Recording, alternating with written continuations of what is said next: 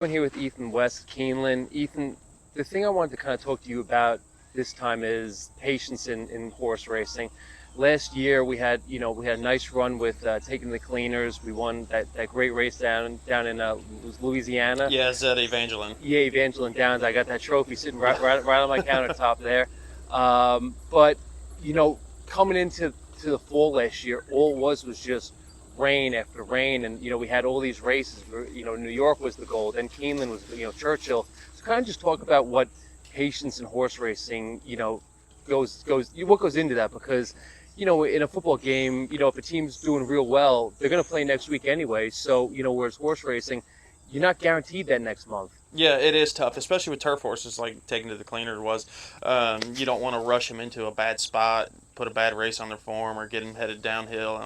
They've only got so many races in them, and nobody knows what that magic number is on each horse. So you got to make sure everyone counts. Yeah. And it's tough because you got to keep them in good form for a long time. Like her, she was off for 2-3 months, just not racing. The training was every day, and she was sitting on go the whole time, but they don't always do that. Some of them, they're peaks and valleys. They go up, they go down, and you got to make sure to hit a race when they're peaking, and it can be tough. It's challenging. Right, and she wasn't the kind of horse that really wanted to stand around. No, she Ever. was set on go all day, every day. Yeah, she was a fun horse though, and luckily we were able to get her, to the breeding shed, so that's at least we get to keep her in the family. Yeah, more that or is less. exciting for her. So it's definitely, but I mean, you had her since the beginning. Yeah. So you saw her kind of come into her own, and then she was a horse. You just got her out there, and she just did her thing. Yeah, very much so. She was, since the day she came in, she was set on go. She was a handful.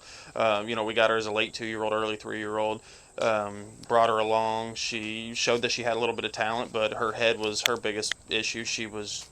I don't want to call her crazy or dumb, but she was just very high energy all the time. She was hard to put weight on when she was younger, just because she was burning so much energy. Everything she did. I mean, there's no going easy with her. I mean, when she was out there, she was wanting to do it full bore the whole time. Yeah, I remember I was out here for the Derby, and you walked me through the barn. And you said, "Guess which one she is?" And it was the one rearing her head around, and had that was her. A set of cones sitting. Yeah, sitting she'd bite you, and she wasn't mean, but if you weren't looking, she would get you. Yeah, that's great. But it was funny. We were standing out front, and where I was kind of watching you training, and you're so hands-on. You know everything that's going on in all your horses, and that speaks volume because you really. There's so many trainers here that just have hundreds of horses, whereas I just had Chemical Reaction come out, and I literally said nice horse, and you pretty much told me that's your horse. Yeah. So you know more than I do. Yeah. But it really it's huge that you just know everything that's going on. You don't want an operation that you don't know everything that you have going on in your barn. And we appreciate that with Pocket Ace, and I think all your owners should. Yeah, no, it is. If we get too big, then I'm stuck micromanaging, and I don't like that. I like to be able to do it myself, and my favorite part of my job is getting on horses every day, and if we've got too many, I don't get to do that. Yeah, so it's quality over quantity. Yeah, 100%. Yeah. Well, Ethan, thanks for everything as always, and we look forward to getting some runners out here, with your name on there, so we appreciate everything. Yeah, Thanks so thank much. you guys. Our pleasure.